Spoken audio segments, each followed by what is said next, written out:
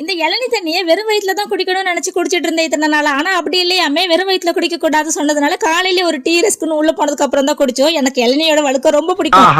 அப்புறம் திடீர்னு இவ்வளவு வழுக்க இருக்கே, இதை வச்சு அந்த ரெசிபி பண்ணிருக்கலாம், இதை பண்ணிருக்கலாம் சொல்லிட்டு இருந்தேன்னா தங்கச்சி உடனே இப்ப அதுக்கு மார்னிங் பிரேக்ஃபாஸ்ட்டுக்கு ஓட்ஸ் கஞ்சி தான் கொடுத்தாங்க.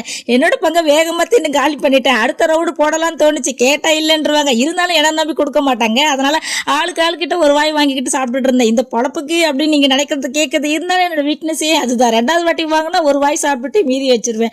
என் தங்கச்சிக்கு கல்யாணம் ஆகி 1 வருஷம் ஆச்சுங்க. கல்யாணம் தப்ப ஆல்பம் பார்த்தது, இனி வருஷத்துக்கு ஒரு தடவை அதை எடுத்து பார்த்துன்னு பார்த்துட்டு இருந்தோம். நிறைய பேர் வீட்டில் இப்படிதான் ஆல்பம் போட்டு பீரோ மேலே சும்மாவே கிடக்கும். 10 வருஷத்துக்கு அப்புறம் ஃபேமிலியை மீட் பண்ண அதில் ஒரு 4 டிக்கெட் மிஸ்ஸிங் சொல்லியிருப்பாங்கல்ல, அதை 4ல் 1 இவர் தான் எங்க அண்ணன்.